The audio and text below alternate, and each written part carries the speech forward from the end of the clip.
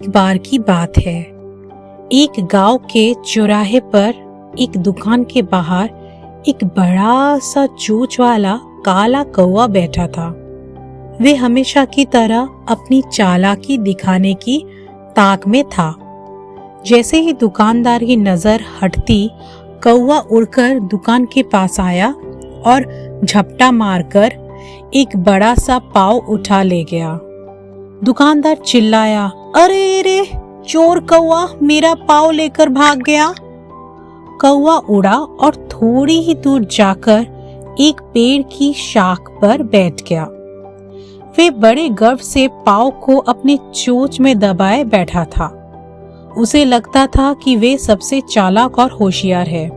पास के जंगल में एक लोमड़ी जो बहुत भूखा था, कौवे को देख रहा था।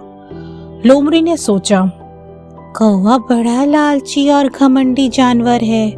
अगर इसे थोड़ी सी चतुराई से फंसाऊं तो ये पाव मुझ तक आसानी से आ सकता है। लोमड़ी ने अपनी मीठी आवाज में कहा, अरे वाह कौवा भाई, तुम्हारी चोंच कितनी सुंदर है और तुम्हारे पंख कितने चमकदार। तुम्हारा रंग तो ऐसा है जैसे आसमान का गहरा बादल। लेकिन एक बात बताऊं, क्या तुम्हारी आवाज भी इतनी ही मधुर है? कौवा लोमड़ी की बातों से खुश हो गया। उसे लगा कि लोमड़ी उसकी सच्ची प्रशंसा कर रही है। उसने अपनी चोंच खोली ताकि वे अपनी आवाज में काऊ काऊ करके गाना गा सके।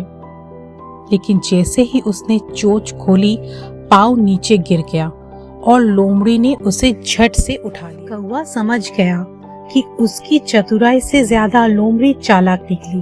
उसने शर्मिंदा होकर कहा, लोमड़ी बहन, तुमने मुझे मेरी गलती सिखा दी।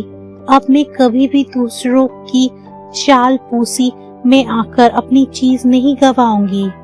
लोमड़ी ने मुस्कुराते हुए कहा, यही तो जीवन की सबसे बड़ी सीख है कौवा भाई। अपनी चीज की कदर करो और बेवजह अपनी चालाकी पर घमंड मत करो। तो इस कहानी से हमें क्या शिक्षा मिलती है दोस्तों? कि हमें अपने काम और अपनी चीजों की कदर करनी चाहिए। दूसरों की झूठी तारीफ या चालपूसी में फंसकर कभी अपनी मेहनत की चीज गंवानी नहीं चाहिए।